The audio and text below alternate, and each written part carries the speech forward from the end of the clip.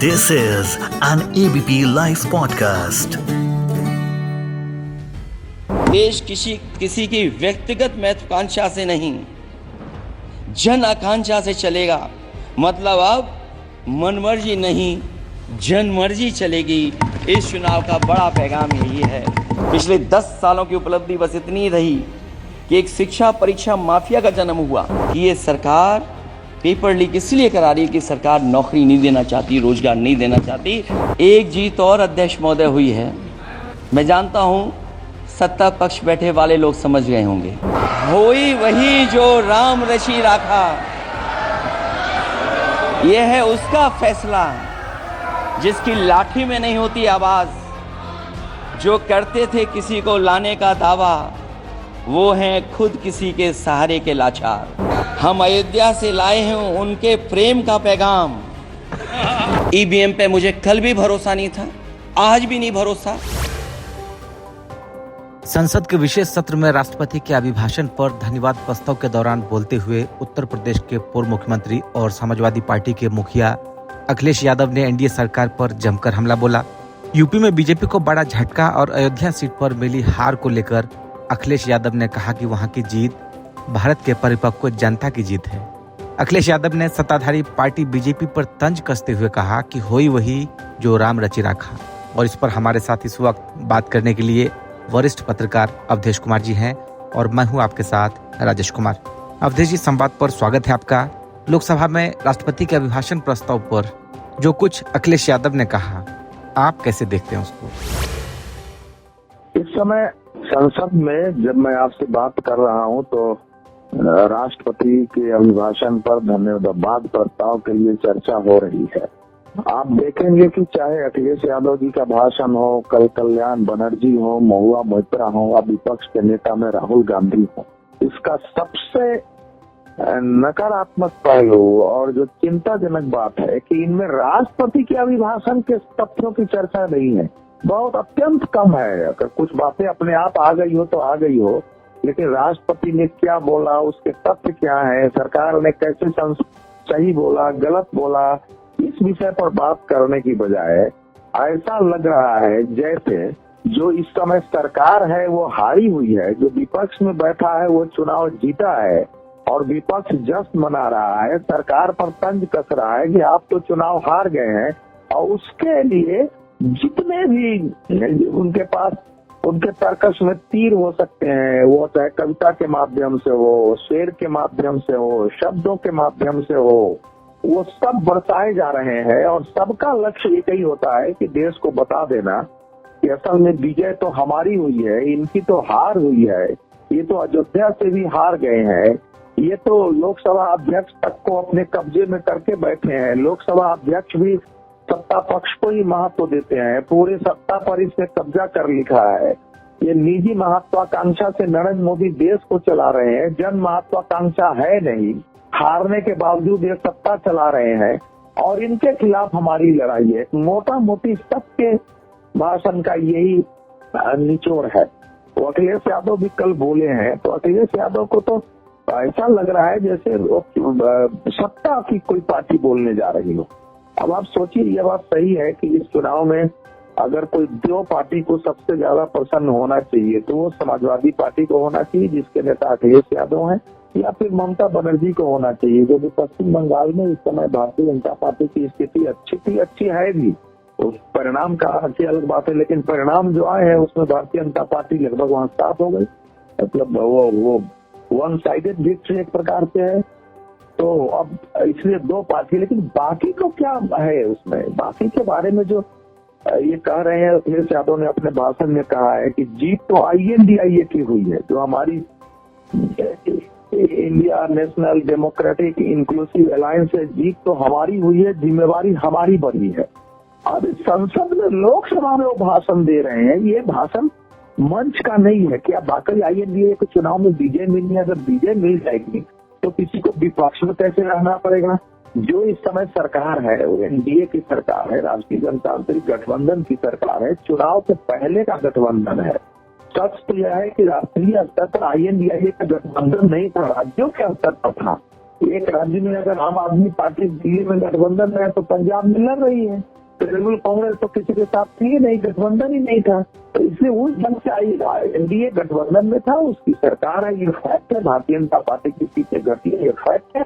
लेकिन भारतीय जनता पार्टी कुछ भारत की राजनीति से साफ हो गई हो जो भाषण में दिया जा रहा है, तो इस पर कोई क्या टिप्पणी करेगा? टिप्पणी अगर तथ्यों के आधार पर हो तो उस पर बात हो सकती है। जिस समय कांग्रेस चुनाव हारी थी उस समय उसके पास 206 सीटें थी लोकसभा में 2014 में। 2006 सीटें हारने के बाद 3 चुनाव में आज उसके पास 99 सीट है। भारतीय जनता पार्टी जब 2024 में 14 में सत्ता में जीत के आई थी तो उसके पास 283 सीटें थी। आज उसके पास कितने हैं? आज उसके पास 240 सीटें हैं मान ली। तो अब आप देख सकते हैं कि दोनों में कितना अंतर है। लेकिन अगर सबको लग रहा है कि कांग्रेस भी चुनाव जीत गई है, समाजवादी पार्टी करी हम भी चुनाव जीत गए हैं, तृणमूल कांग्रेस करी हम भी चुनाव जीत गए हैं, और तो और जिस राष्ट्रीय जनता दल को 4 सीटें मिल रही वो भी मानती है कि हम चुनाव जीत गए हैं, तो इस चुनाव में हारा कौन है? जो संसद का माहौल ऐसा बनाया जा रहा है। तो इसीलिए जो कुछ भी है भाषण, वो भाषण चुनावी मंच के लिए तो समझ में आता है, लेकिन कटाक्ष वगैरह 2-4 पंक्तियां लोकसभा में चलती है, संसद में चलता है, बाकी तथ्यों पर बात होती है। तो ऐसा लग रहा है कि देश चुनावी मोड से निकला नहीं है, और जो INDA है उसने तय कर लिया है कि हमको इसी ढंग से भाषण देते रहना है, ऐसे मजबूर करना है लोकसभा अध्यक्ष को भी, या तो हमको टोके रोके, सत्ता पक्ष हम पर हमला करे और ऐसी स्थिति पैदा कर दो कि देश में एक अस्थिरता अनिश्चितता का वातावरण बने, या ये वातावरण बने कि सत्ता पक्ष को झेल नहीं रहा है, काम नहीं कर रहा है, इन पर तंज कसो, ये मजबूर होकर के हमले करें, किसी सही विषय पर तरफ नहीं होने दो, और फिर देश को फिर से चुनाव में ले चलो और इस प्रकार से हमले करो जो उनके साथ पार्टियां हैं उनको कठिनाई हो जाए बीजेपी के साथ रहने में और रक्षा करने में। तो इसी रणनीति के तरह अखिलेश यादव का भी भाषण है। वैसे उनकी पार्टी में इतने बड़े रणनीतिकार नहीं है। कांग्रेस में आजकल जरूर दुनिया भर के अल्ट्रा लेफ्टिस्ट, अल्ट्रा सोशलिस्ट, उसमें बड़े बड़े थिंक टैंक, बड़े बड़े NGO दुनिया भर में पर्यावरण पर काम करने वाले, फाइनेंस पर काम करने वाले, मानवाधिकार पर काम करने वाले सारे लगे हुए हैं, इसलिए उनके यहाँ वैसे ही चलता है। अब ये कह रहे हैं, ये अखिलेश यादव जी कह रहे हैं कि मैं इनकी एक पंक्ति अभी देख रहा था, हाँ, ये कह रहे हैं कि आवाम ने तोड़ दिया, हुकूमत का दरबार तो लगा है मगर बड़ा गमगीन बेनूर है, और पहली बार ऐसा लग रहा है कि हारी हुई सरकार विराजमान है। जनता कह रही है कि चलने वाली नहीं है, गिरने वाली सरकार है, क्योंकि ऊपर से जुड़ा कोई तार है, नीचे कोई आधार नहीं, आधार में लटकी वो तो कोई सरकार नहीं। अब आप बताइए, क्या INDA को इस समय मौका दे दीजिए सरकार बनाने के लिए, तो ये क्या ठोस सरकार होगी? क्या ये आधार में लटकी हुई सरकार नहीं होगी? क्या ये सरकार जो है कभी भी गिरने वाली नहीं होगी? कम से कम वो तो बहुमत की सरकार है NDA के, इनका तो बहुमत नहीं होगा। तो ये तंज जो कसा जा रहा है बहुमत की सरकार पर, गठबंधन की सरकार, आप भी गठबंधन की सरकार बनाते जा रहे हैं। भारतीय जनता पार्टी ने 400 का नारा दिया, उसको विजय नहीं मिली, उसको उस रूप में नहीं मिला, ये बात तो सच है। लेकिन INDA भी सरकार बनाने का दावा कर रहा था कि मोदी जी गए हमने हटा दिया, ये भी नहीं हुआ है।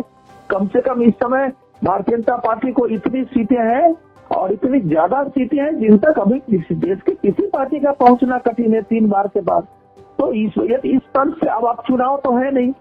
अब आगे वो कहते हैं कि इस चुनाव में पूरी इंडी गठबंधन की जीत हुई है, यह इंडिया की सकारात्मक जीत हुई है। 2024 का परिणाम हम इंडिया वालों के लिए जिम्मेदारी से भरा पैगाम है। हम यह भी कहें 15 अगस्त 1947 अगर आजादी का दिन था, तो 4 जून 2024 देश के लिए सांप्रदायिक राजनीति से आजादी का दिन रहा। सबसे अच्छी बात यह है कि सांप्रदायिक राजनीति के लिए हार हो गई। तो अब आप बताइए, मैं तो आपके श्रोताओं से पूछना चाहता हूँ कि क्या वाकई इस चुनाव में इंडी गठबंधन की जीत हुई है, जैसा अखिलेश यादव कह रहे हैं, जैसा दूसरे नेता कर रहे हैं? क्या वाकई राष्ट्रीय जनतांत्रिक गठबंधन की हार हो गई है? क्या वाकई भारत की ऐसी स्थिति थी कि 4 जून 2024 को देश को सांप्रदायिक राजनीति से आजादी मिल गई है? अगर वो सरकार हार गई होती, इनकी सरकार बन जाती, तो ये लाइन बैठता था। जब ऐसा है ही नहीं, जो है नहीं, अगर वो भाषण दिया जा रहा हो तो उस पर क्या टिप्पणी की जाए? बाकी चीजें ठीक है, चलती है आलोचना में, कि देश की ये 5वीं सरकार कहती है 5वीं अर्थव्यवस्था बन गई है, लेकिन बताए कि प्रति व्यक्ति आय किस स्थान पर पहुंची है।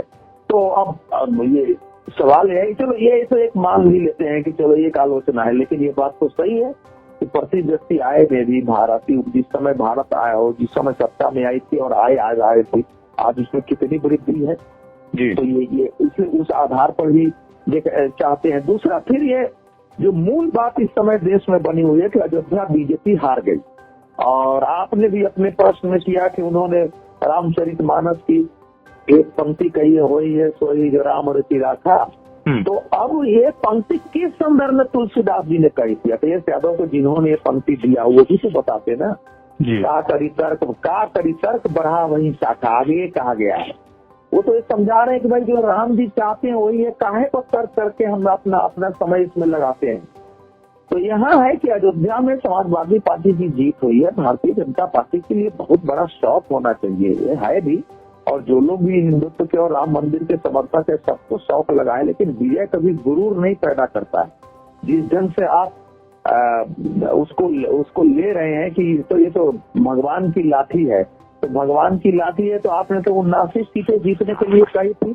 आप भी पत्रकार हैं राजेश, मैं पूछता हूँ, उन्होंने कहा था ना कि हम 79 सीटें जीत रहे हैं जी। तो क्या 79 सीटें समाजवादी पार्टी को आ गई है? तो इस प्रकार की भाषा जो इस समय बोल रही है वो भाषा वही होती है जो कि मूल्यांकन नहीं करती है कि 10 साल की सरकार इतने प्रचार, इतने हमले के बावजूद उनके कार्यकर्ताओं में नाराजगी है, समर्थकों में नाराजगी है, इसके बावजूद हम उसको सत्ता से बाहर करने की स्थिति और स्वयं को सत्ता में लाने की स्थिति नहीं पैदा कर सके। ऐसा क्यों हुआ है? क्यों हुआ? आखिर उत्तर प्रदेश में समाजवादी पार्टी एकदम पहले नंबर की पार्टी हो गई, पश्चिम बंगाल में पहले नंबर की पार्टी हो गई, लेकिन समाजवादी पार्टी क्या ये हैसियत में है कि 37 सीट जीतने के बावजूद वो देश की सत्ता या विपक्ष को अपनी दिशा में मोड़ दे सके। अब ईवीएम से जीत कर आए हैं और फिर भी कह रहे हैं कि नहीं, ईवीएम का मुद्दा बड़ा है, नहीं होगा खत्म। जब तक ईवीएम नहीं हटेगी हम लोग उस बात पर अड़े रहेंगे। तो आप अड़े रहिए। 41 याचिका सुप्रीम कोर्ट में गई, उस पर बहस 41 खारिज हो गई। कुल मिलाकर इस देश में हाई कोर्ट और सुप्रीम कोर्ट ने कितना किया होगा?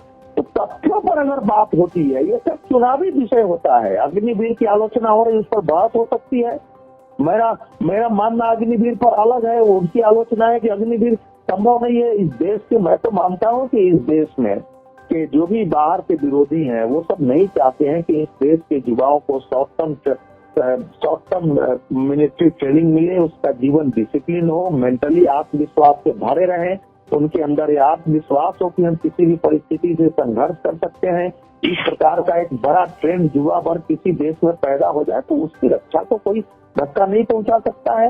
लेकिन फिर भी आप विपक्ष के नाते आलोचना कर रहे हैं तो तथ्यों पर बात हो सकती है। लेकिन तथ्यों पर बात हो, राहुल गांधी जी तो कल ये भी कह दिया कि मुआवजा ही नहीं मिलता है। पुराने जमाने के जो खूनी क्रांति के कम्युनिस्ट एकदम से बोलते थे, एक तस्वीर पेश करते थे मजदूरों का, मजदूरों पर कितना शोषण हो रहा है, कितना दमन है, और किस ढंग से जो जमींदार हैं किस ढंग से पूंजीपति करते हैं ताकि लोगों में विद्रोह हो और हथियार उठा ले। उसी प्रकार का एक दूसरे ढंग से बिना हथियार के सत्ता बदलने के लिए चुनाव में कैसे लोग विद्रोह करें, राहुल जी का भाषण है। उसी को सपोर्ट करते हुए अखिलेश जी का भाषण है। अखिलेश जी का भाषण मैं मानता हूँ कि वो उसकी प्रशंसा तब होती जब अखिलेश जी अपने प्रदेश को, उत्तर प्रदेश को केंद्र में रखते हुए केंद्र सरकार की योजनाओं का जिक्र करते हैं। जो कुछ भी राष्ट्रपति के अभिभाषण में दावा किया गया है उन बातों को तथ्यों के आधार पर करते हैं। INDIA की भारत के संदर्भ में नीति क्या है उस पर बात करते हैं। संघर्ष करके दोबारा हराने का संकल्प लेते हैं। और ईवीएम वगैरह पर बोलते कि हमने बहुत किया, लेकिन ईवीएम अगर इतना ही खराब होता तो हम लोगों के इस प्रकार से परिणाम नहीं आते तो देश सुनता। और सबसे बड़ी बात है कि बार बार ये सब अध्यक्ष, लोकसभा अध्यक्ष पर तंज कस रहे थे, जिन्हें भी लोकसभा अध्यक्ष पर तंज कसा है।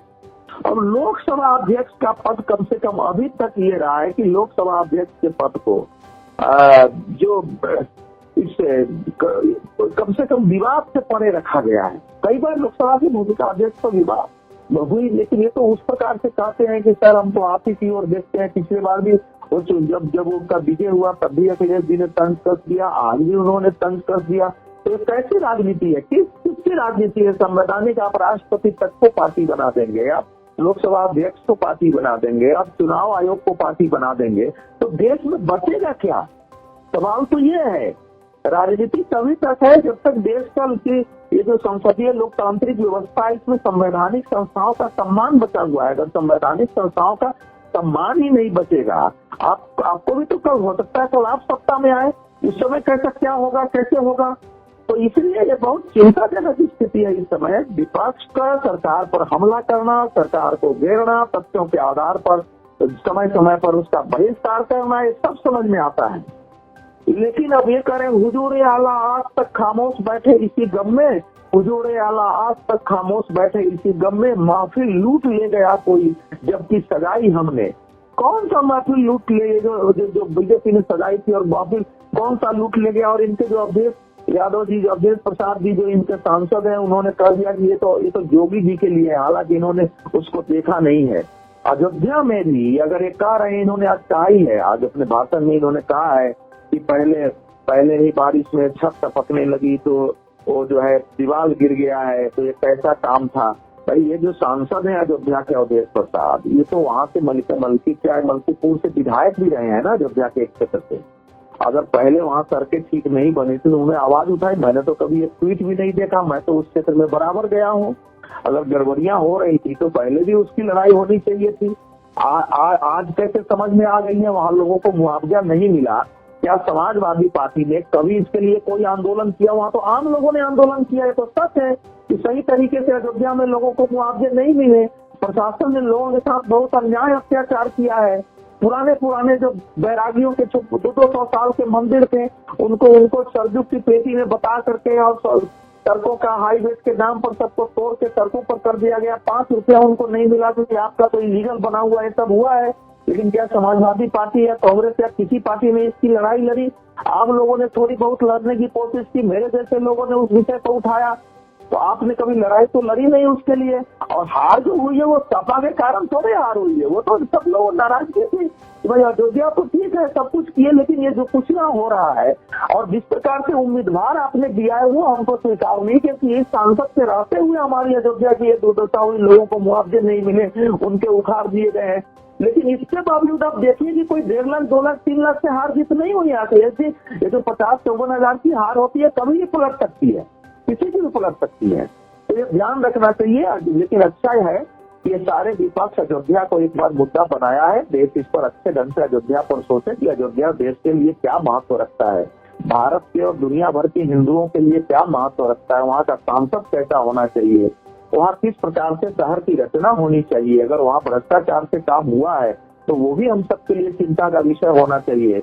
लेकिन राजनीतिक लड़ाई में व्यंग कसने में तथ्यों पर बात नहीं करके आप मूल मुद्दों से देश को अलग कर देते हैं। आपको आनंद आता है, सोशल मीडिया पर इस प्रकार की भाषा चलती है, इस समय लोग तालियां पीट रहे हैं कि अरे मोदी को उखाड़ दिया, फलाना कर दिया। लेकिन आप देखेंगे तो आम आदमी को या पत्रकारों को इसमें ऐसा कोई एक तथ्य, एक विचार नहीं मिला है जिसको हम ये कह सके कि इन तथ्यों और इन विचारों के आधार पर वाकई सरकार को घेरा जा सकता है और सरकार के लिए जवाब देना कठिन होगा।